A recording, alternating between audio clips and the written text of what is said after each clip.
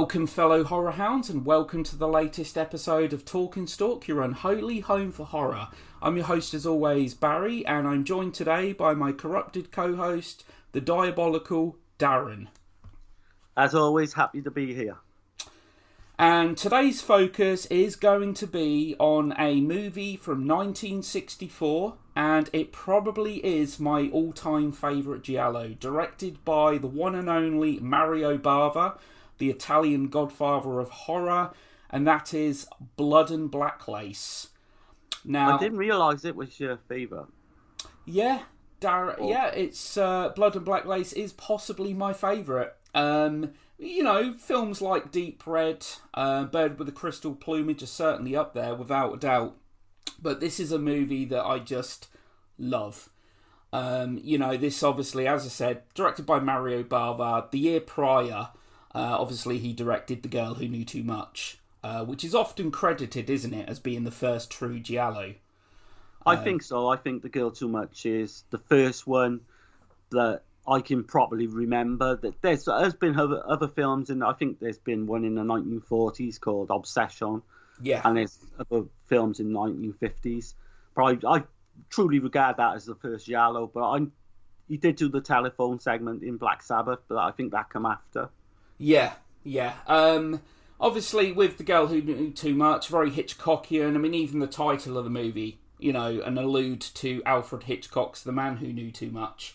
Oh, it's a fantastic film. Yeah, but the following year, my personal favourite Mario Bava film, and this is the guy that directed, you know, Kill Baby Kill, of course, Bay of Blood, otherwise known as Twitch of the Death Nerve, Black Sabbath, Black Sunday, you know, some great films to his name. Five Dollars for August Moon's another one I like. Yeah. I like that. Yeah, and with Blood and Black Lace, very Hitchcockian. I love the movie's very kind of Hitchcockian aesthetics that this film has, and you know, Mario Bava.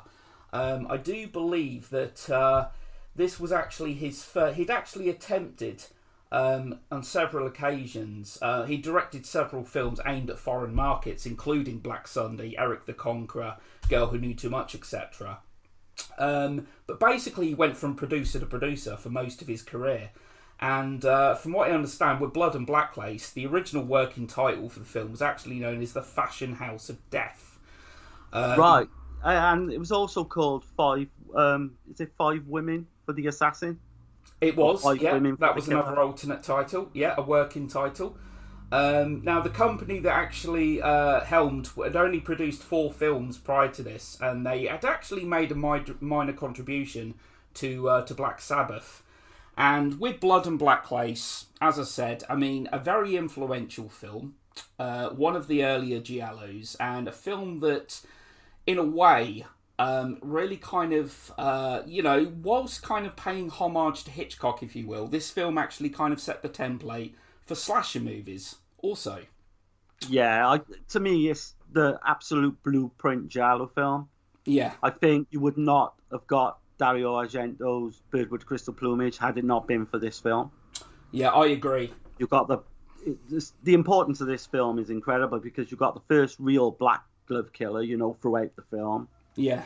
You've got the stylized colours again, which Argento would go on to do. The visuals are fantastic. Yeah. And of course, you've got the brilliant soundtrack as well. And it's all. Yeah, and that's going to be what we talk about. The opening to this film is just beautiful. I absolutely love it. The very kind of seductive score from Carlo Rosticelli. There's a real kind of erotic quality to it. It's sexy, it's seductive. I just love the opening to this movie where you actually see all of the characters on screen. Yeah. It's very beautifully done, isn't it? Yeah, you've got like those creepy fashion dolls as well. Yeah, the mannequins. You know, the jazzy score, like you say. Very atmospheric, the first scene. It's like stormy scene in it. Yeah. And you'll get that scene, like of Isabella who gets stalked through the woods, basically. Yeah. By a black glove killer. I think is what a way to open a film. It's fantastic. Yeah, I just love that opening. That you know, that jazz and the kind of the chattering percussion. Yeah, it's It's just very giallo, isn't it? Even with when you see the characters all come on screen with their names as well. yeah, It's very 1960s. yeah. You see all of the main characters in this movie, in the opening, accompanied by this beautiful score. It really is visually, it's just magnificent, and that's one thing that I commend Mario Bava for. He's a great visual storyteller. He just, like you said, he makes great use of colours, great use of lighting. I do actually believe he was a painter prior to becoming a director. Maybe that makes the transition into his films. This is just such a beautiful film to Oh, look at. yeah, it's a guy that he's an artist. He knows exactly what he wants. I Yeah. think it was done on an absolute micro budget. Yeah, this was actually a much lower budget than most of his earlier films, in fact. Yeah, this was actually a lower budgeted movie, but you wouldn't think it. That's the thing. No, You absolutely wouldn't not. think it at all. So let's quickly, let's get into the kind of synopsis of this film is, there's a killer killing these fashion models from this house one by one. On paper it sounds like your traditional kind of slasher movie, but it's really anything but. There's obviously a few little twists and turns along the way, some MacGuffins, if you will, and the killer, obviously a blank face, mask over, as you said, black hat, black raincoat, a pretty cool look for the killer in this, yeah? I think very iconic look for the killer. That's gone on to, there's been loads of films that's copied it since, Yeah. and probably will, for forever. But I think this is truly the first time that I can remember that style of killer.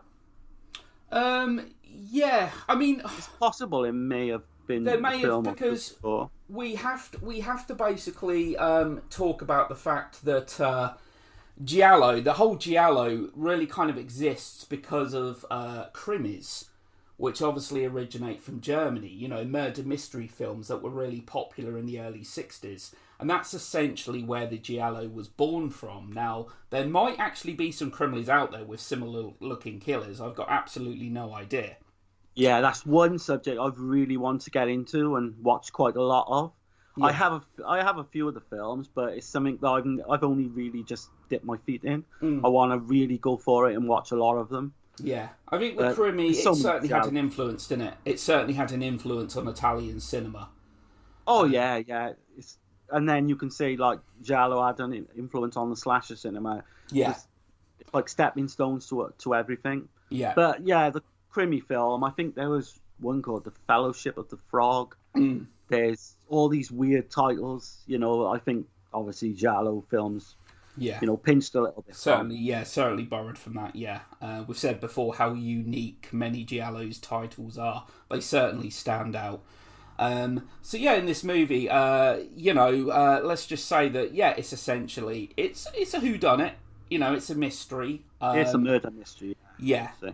And of course, it doesn't take long for that's the thing about this film. As great as the visuals are, it doesn't actually detract you from the film. Okay, there isn't a sacrifice for plot because of visuals. No, the plot is very tight. Yes. It's played straight again, which I like. Yeah. There's no plot holes. It's very tight. It's a nice, brisk sort of 90-minute film. Yeah. I think he does it really well. It is a plot that works really well. I think, as you say, it's a 90-minute runtime. It's definitely directed. It's very efficiently made.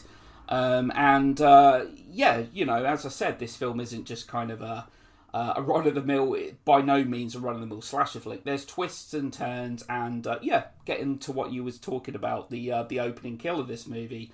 We get a glimpse of the killer, as you say, great atmosphere, the stormy night, and basically her death, the first model's death, actually really sets the movie in motion, because it's not just kind of a random killing, is it? Now, a big plot point of this movie is to do with the victim's diary. That's right, yeah. And he's so brutal as well, the killer, right from the off. Yeah. I mean, the way he kills that girl in the park, he smashes her face against a tree. Yeah. And then he goes on to strangle her. Yeah. But Yeah, he's really brutal for something of 1964. Yeah. He's probably never seen this before. No, well, like Argento's films, later, this film has some really effective set pieces with its deaths. The first Absolutely. death, obviously, yeah, in the storm, and of course another notable death. And I actually love this whole scene. Again, some great visuals. It's where one of the fashion models actually goes to the shop to meet what we believe is to be. I can't recall his name actually. It's the antique dealer. I think it's Frank Scalo, isn't it? Frank Scalo. Yeah, it's a boyfriend, I think. That's Yeah, right. who is of course a suspect, and that's one thing I will say about this movie. There's no shortage of suspects in this film. Yeah, and that's the beauty of this film. Every male in this film is basically a suspect. Exactly, and for someone who's watched a lot of giallo, yeah, I would imagine a lot of people can work out what's going on early on. But by the time I first seen this film, I had no idea of the way the giallo was, connected and Yeah, how they work out.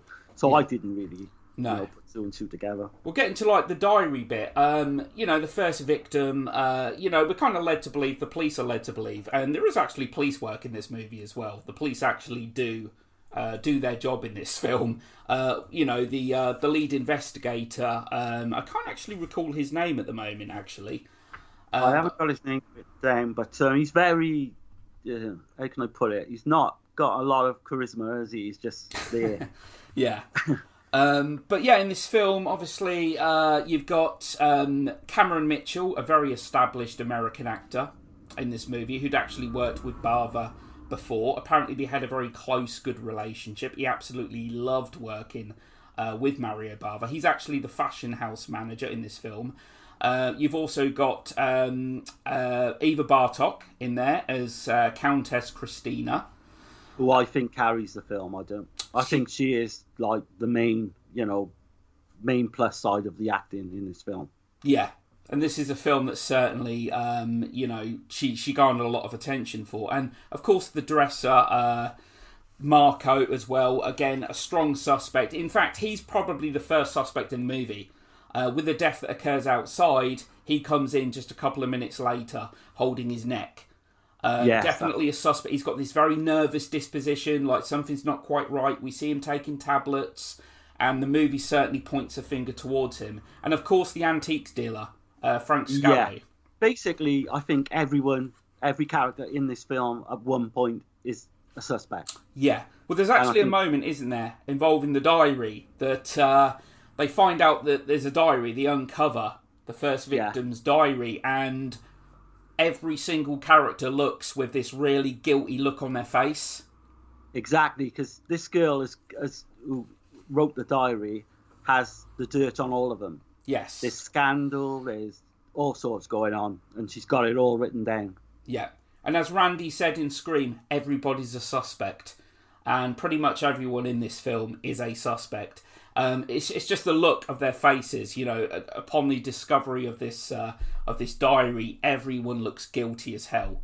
That's the beauty of the film, I think. Yeah. Having everyone, on edge. No one, you can't trust anyone. Everyone's trying to hide things, and I think Yeah. it works really well. I do. Yeah, that's the thing. The film certainly throws a few curveballs. It certainly points, tries to point you in the wrong direction. The antiques dealer, who I believe is actually a drug dealer. I mean, almost everyone in this film seems to have a motive as well. There's the aristocrat, Marquis Richard Morel, I think his name is. He's basically, we find out in the movie that he's basically not, he hasn't got a penny to his name. And he was being blackmailed. She knew this secret. So again, there's a suspect. I believe drugs was actually a possible motive as well in this film, wasn't it? Yeah, I believe there's drugs throughout the fashion house. Yeah. Like, it's implied that it's, easily available throughout the fashion house. Yeah. And ironically, spoiler alert, I'm going to assume that most people listening to this have seen this film. Cameron Mitchell, who is actually the house manager, who's really the one guy the film doesn't point the finger at. I don't feel He is the killer, isn't he? Yeah, he's well. Obviously, we're going to spoil the film. Yeah. There's basically two killers, but yeah, he I don't know. I think he's slightly suspicious by the way he's filmed, but like when he goes into the police lineup and stuff like that. Yeah, well, then 5 people that are put in there are like the 5 suspects, aren't they? But yeah, then, of you course, the are murder right. happens while they're in custody. Yeah, you're right in the fact that they do suspect the others more than Cameron Mitchell's character. Because obviously there's a lot of focus on, for example, I mean, Cameron Mitchell, obviously, I mean, went on to star in the Toolbox Murders, didn't he? In '78, he's really cool and slick in this, isn't he? He's very very He cool. hasn't got a lot to do in this film. No.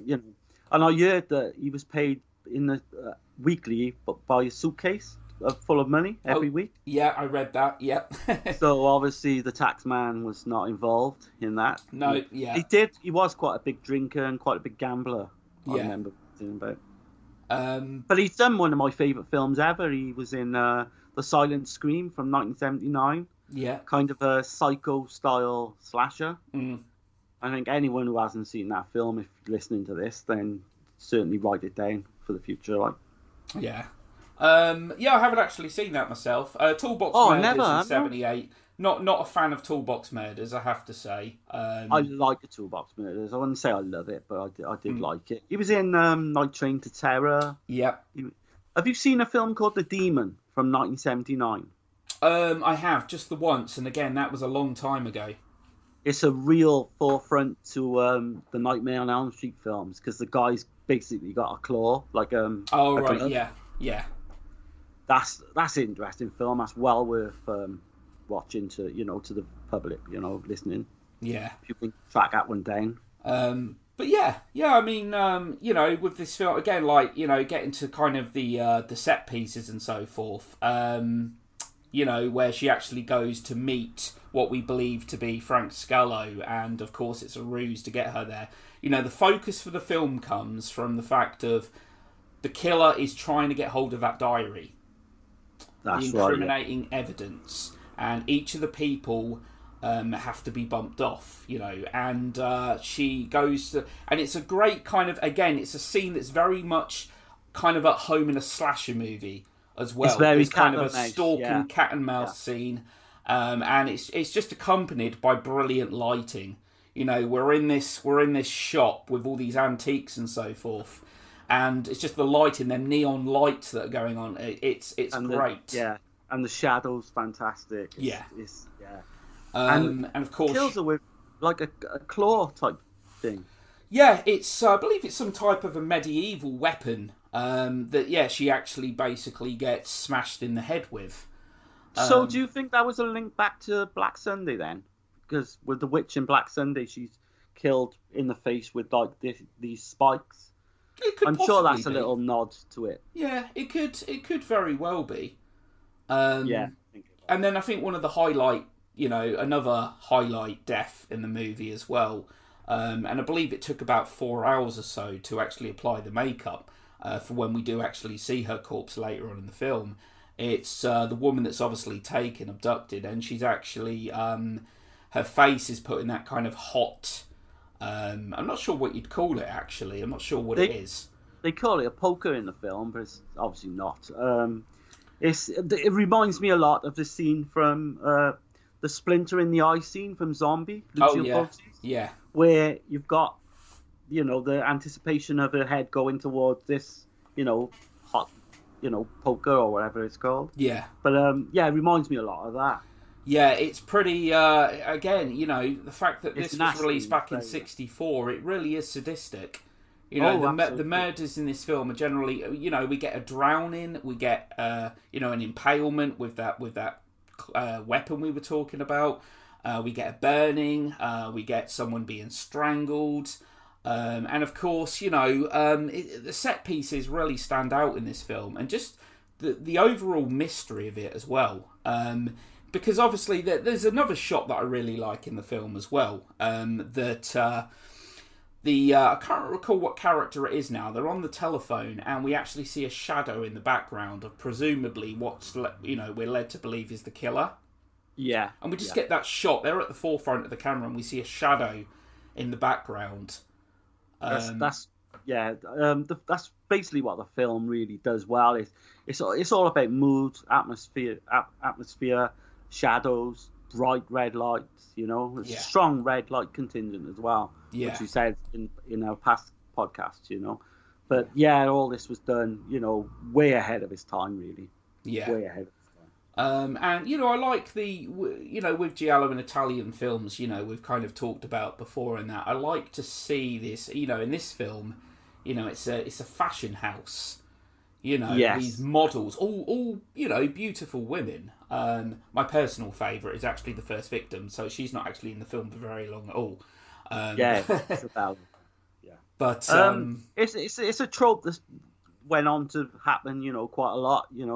A lot of fashion houses and quite a lot of giallos were to come. I yeah, think there's certainly nothing underneath is one.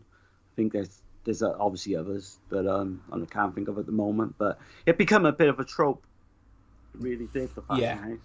Yeah, it's as well with the film, the big kind of like reveal as well with this. Obviously there is a murder while all five men are actually in custody, so we're led to that obviously one of them can't be the killer. But then of course we see the diary that Cameron Mitchell's character has, which is actually the diary that the killer got out of his pocket earlier on in the film, and That's we right, and come to learn that there's two people exactly working in cahoots. Now, her that's the first first murder clue we was have. yeah, well, her first murder that she committed was to actually get him out, wasn't it? Yeah, To that's right. Yeah. provide a stone-clad alibi. He couldn't possibly be the killer if the murder happened while he was inside. So yeah, and we come to realise that obviously the first victim basically was blackmailing these two because she actually knew that Eva Bartok's character's husband's death wasn't actually an accident, was it? That's right, yeah, and it's explained later on in the film. With they secretly get married as well, if I recall. They do, yeah, So obviously Cameron Mitchell's character, I think Massimo, he will get all the money if anything happens to her. yeah, So that's to come. yeah. We'll come on to that now in a And bit. that's what I love, the fact that he essentially he turns on her. She was doing it out of love. She doesn't want to be doesn't want to be without him, and he tries to engineer her death near the end Yeah, of the movie. like just before that, like you say, there's the death of Tally, I think her name is, Okay, with the drowning. the drowning, yeah, And I think that's a very iconic film, very iconic scene for the film, really, because yeah, I've seen it on a lot of poster arts as well. yeah. Well, they As tried to a, make it look like suicide, before. don't they? That's right, yeah, Yeah, yeah. And obviously, like you say, the five men are all in police custody, so it could not possibly have been them. So it's yeah, quite clever in that respect, yeah. you know. Yeah, it's a great twist, really. The fact that, as I say, very kind of Hitchcockian, and I just love the fact that at the end, Cameron Mitchell he's tried to engineer. He's obviously turned against her, and he's actually trying to. Yeah, he's doing it for the money. He never loved her. He just wants all of her assets. He wants what she's got. Yeah, and he's And very clever the way he does it in the end as well, because he knows she's going to be walking across that ledge. yeah, Because he says if anything happens, if anyone turns up, obviously, go out onto the window ledge and that. So he obviously knocks the door there, and obviously wants her to die, doesn't he? yeah. Get all the money. He didn't count on the awning breaking her fall, did he? No, exactly. No. And just kind of love the shot. Obviously, at the end of the movie, she actually shoots him, and obviously she's slowly dying herself, presumably because of the fall. She's seriously injured. She's trying to make the telephone call, and she lies with him at the end. It's typically Bava. Yeah, A lot of the suspects or a lot of the killers in Bava's films never survive. I don't know if that's a thing that he constantly did and was aware of or what, because Bay of Blood is exactly the same with the two kids. yeah. Their parents. Twitch of the old death nerve. Now, Bay of Blood is one of them films that, again, very influential, because in a way that film kind of set the template for campsite slashers, if you will, because there's two deaths in that movie that basically just find their way to Friday the 13th Part 2. Exactly. I don't think we would have had the summer camp slashers that we got to love, after, if it wasn't for that film. And I might surprise you here, but I actually think Bay of Blood is better than Blood and Black Lace. I like Blood and Black Lace. I like it a lot. Yeah. But it's not in my top 5 Bava films. Oh, I know really? again. Yeah. Okay. I do like Bay of Blood. I like $5 for an August Moon. Yeah. Black Sabbath, The Girl Who Knew Too Much, Black Sunday. There's a few I like, a bit more, but take nothing away, mind. Yeah. Take nothing away from this film. He was a pretty prolific director. Mario Bava, inspired the likes of Argento and that. I mean, he certainly had a huge influence on the genre. And I believe Blood and Black Lace as well. I believe the likes of Scorsese and Tarantino have actually cited it as one of their favourite films of all time. And it's a movie that actually inspired them to become a film director. I mean, it's my personal favourite, but all of the films you've just mentioned are all great. Twitch of the Death Nerve, Bay of Blood would probably be second or third place for me. I do really like it, certainly. But what all of his films really had in common with, just great use of colour, great visuals, and I think Lamberto Bava, his son, is a good director. He's very underrated, Lamberto. Yeah.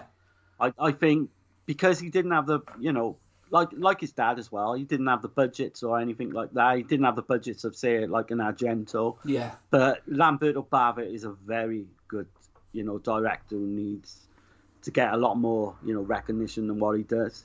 Demons, let's be honest, for that film alone, he should be.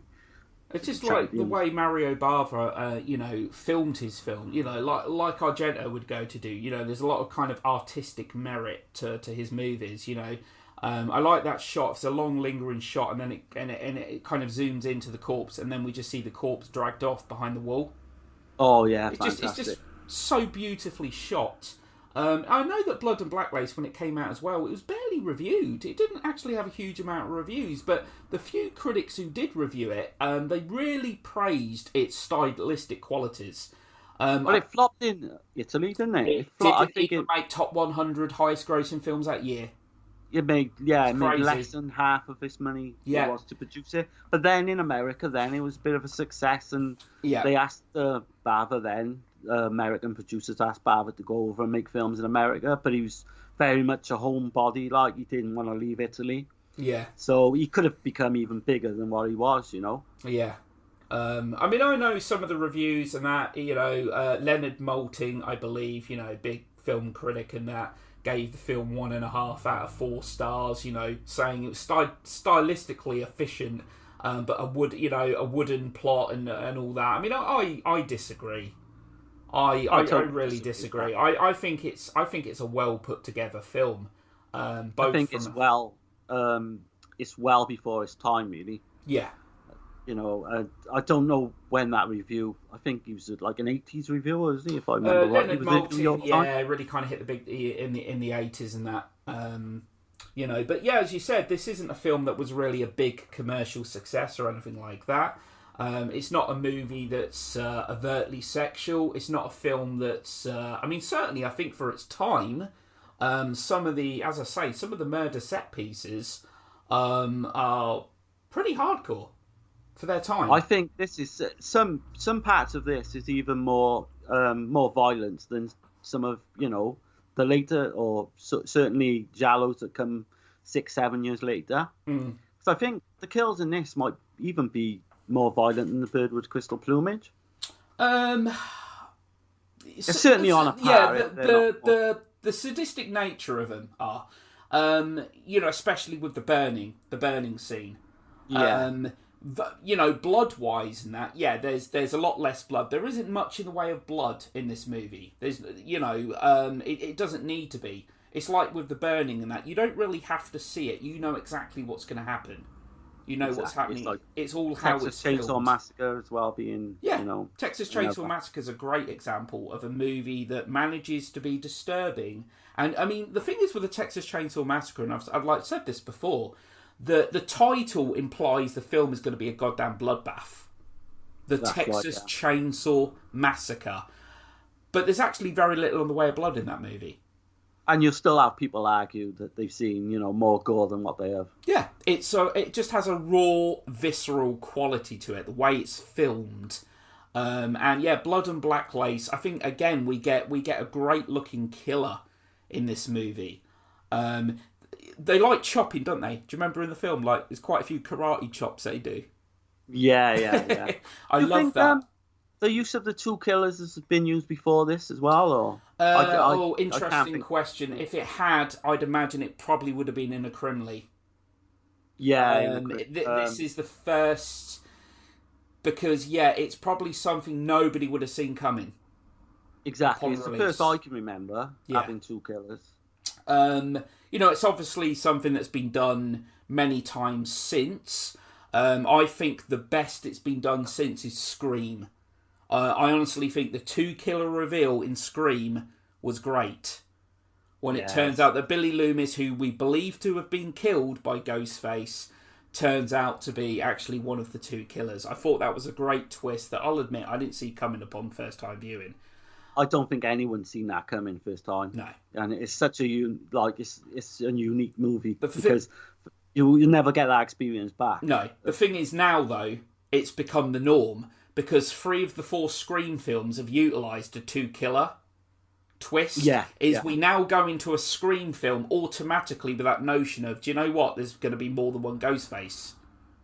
That's more than one killer. Only the 3rd film was there one killer, and the 3rd film was actually the weakest in the franchise, though, in all honesty.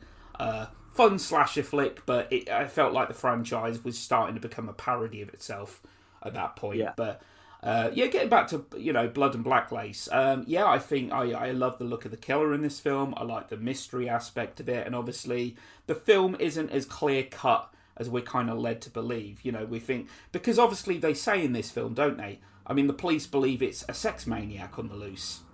That's right. Do you know? I know you know a little bit about serial killers, or a lot actually. Do you think, because have you heard about the Monster of Florence? I have, yes. That was two killers. Yes. Remember? Yeah, that was. I think the Hillside Stranglers was two killers. Kenneth Bianchi and Angelo Buono. Yeah. So maybe this film. I know it was before, but no, I wouldn't say there was any kind of an allude or a nod to no, I think it's just obviously just a coincidence, but makes you wonder. But it's. I think it's a really solid giallo that, as I say, it might be my personal favourite. Now, I know that there's a lot of giallos out there. We talked about this before. I love some of the Argento ones. I love some of the Sergio Martino ones. I just love the aside from maybe Bird with a Crystal Plumage, Argento's, directorial debut. Because I'm a massive fan of Hitchcock. And this film just has Hitchcock kind of written all over it. It's like Hitchcock, but with amped up with the violence. Yes, yeah. It has them aesthetics, and Hitchcock is my all-time favourite film director. He's certainly, without a doubt, one of the most influential film directors of all time. Some would say the most influential. I think he's a guy that's really helped to mould the thriller genre as we've come to know it. Yeah, and again, I've seen quite a few of his films, but I haven't seen them all. I would love to dip into all of them at one stage. Yeah, my personal favourite is Vertigo. Oh, right, I do like that. Would I say is my personal favourite? Probably Psycho, but that's the obvious answer, really. I like the Rear Window as well. Rear Window, yep, that's James Stewart and of course Grace Kelly, 1954, great thriller. And he also directed another thriller that came out the very same year called Dial M for Murder. Yes, and that's been well on my radar for a long time, but I've never seen it. Yeah, good film. Another one of his that I want to see is called The Lodger. I think it's by Jack the Ripper. 1927. Yeah, loosely based on the Jack the Ripper killings. That was actually a silent film, and I believe only his 3rd movie as well, The Lodger was. Did he do a remake to that as well? He didn't do a remake, but there have been remakes. There have actually been multiple iterations of The Lodger. There was actually one with Simon Baker from The Mentalist, the Australian actor, as well. Oh, right, yeah.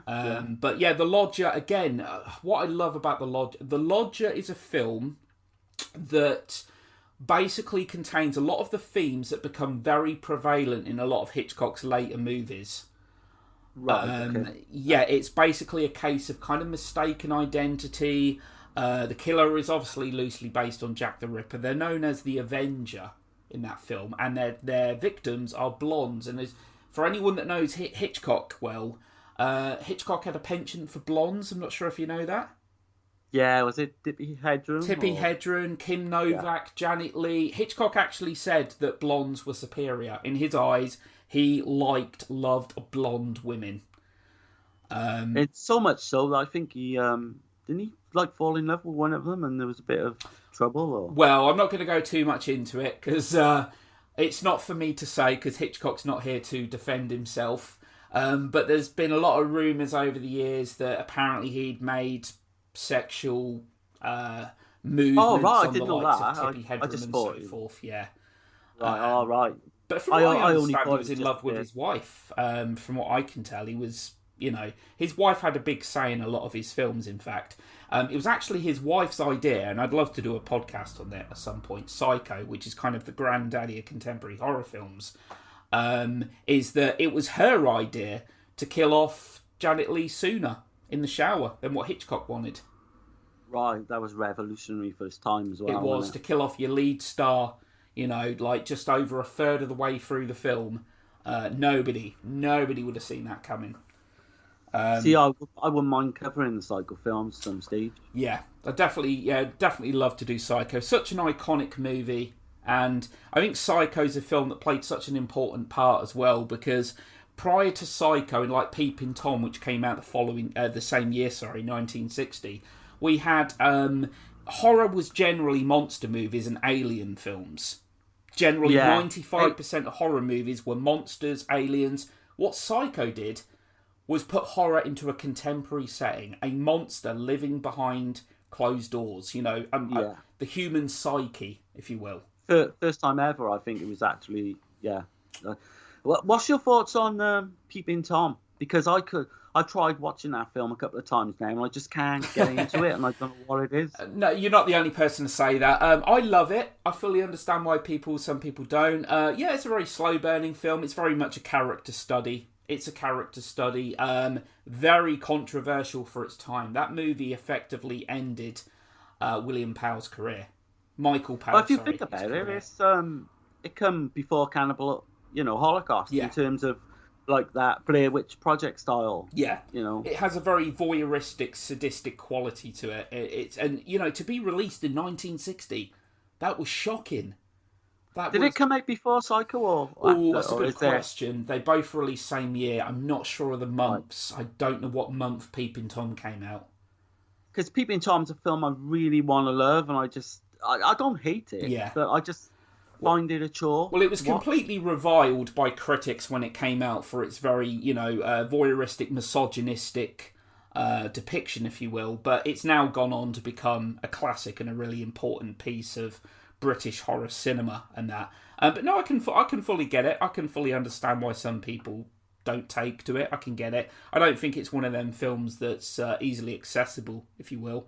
Quickly getting back to Blood and Black Lace, I just think it's a really well-made, well-directed, very kind of Hitchcockian thriller. As you said, though, that also part Hitchcockian, and while having, kind of the template for slasher movies.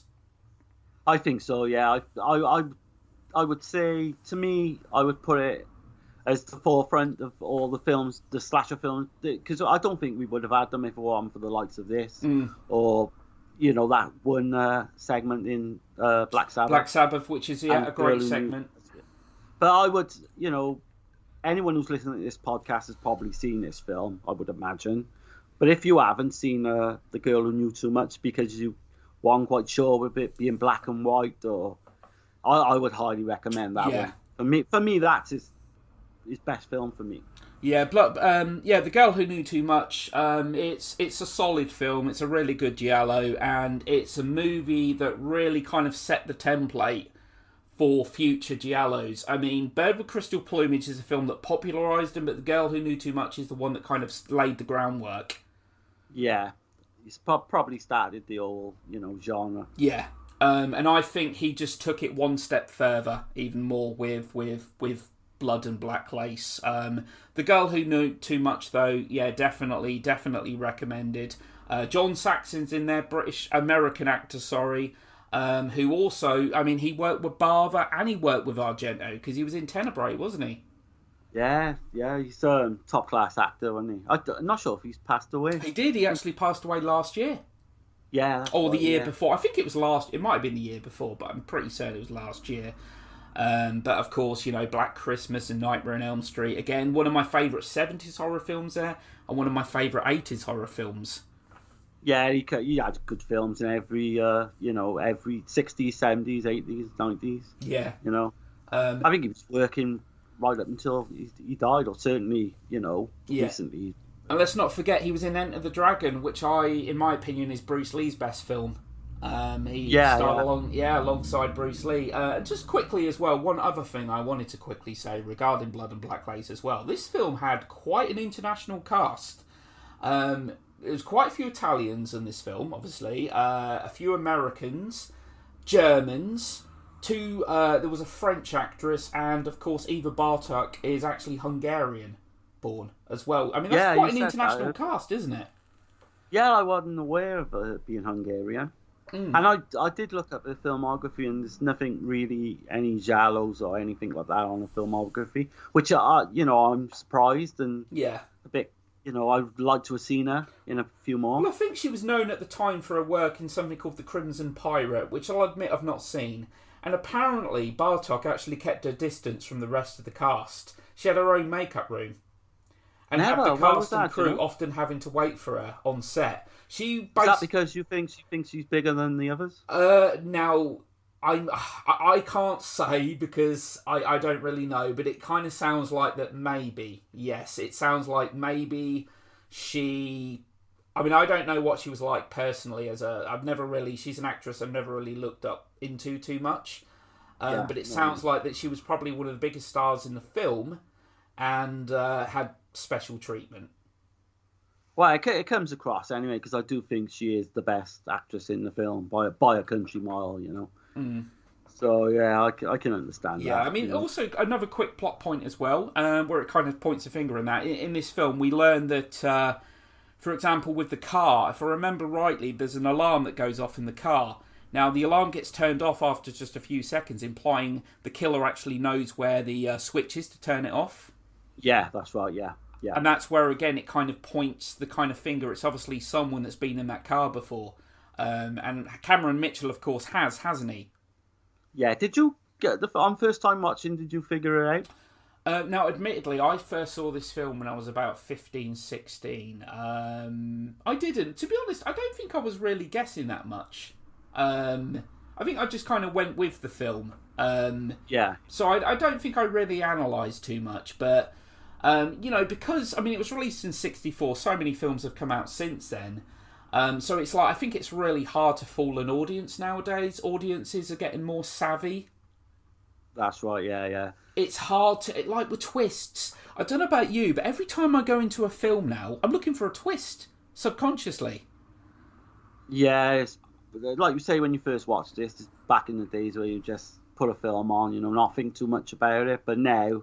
everyone likes to that's why we're here doing this, Yeah. We like to analyse it and go through, the clues and everything. It makes it more fun to me. Yeah. But I absolutely, I love this film. I love the visuals. I love the, the murder set pieces, the look of the killer, and the goddamn score. I absolutely love this. Yeah. It's so seductive. It's just so, there's no giallo out there. No film out there that I've heard that has a score anywhere close to that. In terms the score is absolutely iconic. It's probably up there in the top 3, 4, 5 scores of all time. Yeah, it is that iconic. I think this is up there. This is up. All right, me personally, this is up there with Goblins. That's right, for me personally. Yeah, different, yeah. Very different kind of score. Complete contrast to Goblins. Suspiria and Deep Red and that. But I love this score every bit as much as I do them. Yeah, I can't argue with that. It's score-wise, it's fantastic. It's like in the 60s giallos, you had a lot of like these jazzy, and maybe that all stemmed from this because type of a jazzy, theme. Yeah, yeah. But yeah, it's so iconic when it comes on screen. It has a very kind of sexual kind of tone to it. It's just, Yeah. yeah. And yeah, obviously it plays throughout the film to kind of varying formats. It's yeah, accompanies the film really well. So yeah, Blood and Black Lace. I think that's pretty much all we've got to say on this now, isn't it? Yeah, again, for me, I love the film. It's not one of my top bavas, I've already said, but you can't help but not, like the film. It's fantastic. Yeah, I think the fashion house itself, the exterior in the estate grounds, I think they were filmed at somewhere called Villa Scari and that, and it's just a beautiful location actually, where they actually filmed it. There's like his locations, doesn't he, Bava? Yeah, oh yes, definitely. So yeah, it probably is my favourite giallo. And what I like about it as much, I'm huge fan of giallo as you are. But what I like about this, there's a level of sophistication to it, and Argento certainly had that with some of his films. I'm not really, me personally, I'm not really into the overtly sexual giallos, the ones that are characters nude on screen for every few minutes and that. Oh right, I do like that. That's because you're a pervert, isn't it? Yeah. Well, there is that, but Yeah. I like all types. Yeah. All types of giallo. Yeah. I prefer the Black Love Killer. Yeah. But I can watch all. I mean, there are some real sleazy ones out there, aren't there? There are some real sleazy where characters are getting nude every 5 minutes, 10 minutes in the film, aren't there? Yeah, you've got something like Play Motel. It's basically like a porno. Yeah, yeah. There are some that are pornos. They got porno, inserts and stuff. Like Sister of Ursula's another one. Yeah. Oh yes, that's one I still need to watch. Yeah. You've not seen that, have you? No, it's on the watch list. It's on YouTube, in fact. So I will get round to watching it. But obviously, I will say to you one thing about that film. What is the actual murder weapon? Oh, it's a dildo, isn't it? Oh, you read up about it. That says it all, doesn't it? I mean, come on. It's like a giant dildo. They're not even sugarcoating it now, are they? They're just... but obviously, Blood and Black Lace was 60s. There's only so much you can get away with in the 60s. And just quickly getting back to Psycho, I mean, that shower scene for 1960. Oh, yeah. It makes me want to watch Psycho again now. Yeah, Hitchcock, Hitchcock was told that he's going to destroy his reputation as a great filmmaker for doing something like that. He was told, you can't do this. You can't have someone killed in the shower like that. And they did it. They did it. And do you know what I like about Psycho as well? Have you ever seen, he's done a 4-minute trailer of the Hitchcock? Where he gives a tour. And it's like a mini film in itself. Yes. But it gives absolutely nothing away. No. It's so clever. Yeah. But yeah, you really do make me want to see Psycho again now, because it's been a while, I think. An interesting thing about Psycho, actually, I'm not going to talk any more about Psycho because we are going to do that as a future podcast. Yeah, and I want to do Psycho 2 because that's my favourite. I actually did a Psycho 2 a little while ago. Oh, you did it yourself? I've done Psycho. Yeah, I did Psycho 2. Had some good feedback on that one, fortunately. I'll have to go back and listen to that one. Yeah, it's an underrated. Well, I say underrated. It's not underrated actually, because a lot of people really like Psycho 2. I'm going to say it's overlooked. I think Psycho 2 had so much to live up to, following in the footsteps of the classic 1960. I think Psycho 2 might surprise you in terms of newer generations, like it more than the original. Because, it came out 23 years later. And I do like it more than the original, but again, I love the original. The original is why we're sat here today, doing this. Yeah, exactly. It's fantastic. We'll do that. Yeah, Psycho 2 as well. You got to remember when that came out, the whole slasher boom had kicked off. Yeah, exactly. Friday the 13th was going. I remember. 83 it was, yeah. 23 years later, sorry. And, it's a film that is much better than it had any right to be. Because, I'll be honest, I'm sure Hitchcock would have probably turned in his grave at the thought of a sequel. I think everyone thought that, when they first were making it. Everyone thought, well, how the hell can you make, a film like On Top of Psycho? But they did it, and they did it well. Yeah, exactly. Because the director, I don't want to go too off board, but the director was a a Hitchcock student, I think. He was. Yeah, he was. Like an understudy or something like that. Yeah, he was. He'd actually Hitchcock had actually got him to actually do a meeting, what was it, like a talk at a conference? Oh right, yeah. Conference or something. Yeah, he became friends with Hitchcock. And what I like about Psycho 2 is you're on the killer's side, or you think he's the killer again, Norman's side. He's sympathetic. Yeah, Anthony Perkins does a great job of playing a sympathetic character. And you've got that scene at the end with the shovel, which is just... Yes. Yeah. So we're going to do Psycho at some point. We will do Psycho. I believe our next podcast is going to be... what movie do... I think we're actually going to do Dressed to Kill, aren't we? Yeah, didn't we come to that conclusion yesterday? Yeah, we're going to do Dressed to Kill. So I'm up for that big time, because that's one of my favourites. So that'll be the next podcast. Hopefully the next couple of days or so. So Dressed to Kill, obviously 1980, Brian De Palma. That's the next one. So, thanks to everyone that listened. So basically, if you've not come to the conclusion already, I love Blood and Black Lace. I think it's one of the best giallos ever made. Very influential film. I love the visuals. I love the whole kind of whodunit aspect. And I can't argue with any of that. As I say, I was 16 years old when I first watched it. I'll admit, even though it's my favourite, it's not the giallo that I've seen the most.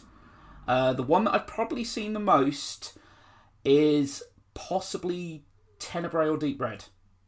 Yeah, which is weird because Blood and Black Lace is my favourite, but yeah. Thanks to everyone that listened, and we'll be back again soon to haunt you and torment you. Take care. Yes. Bye-bye.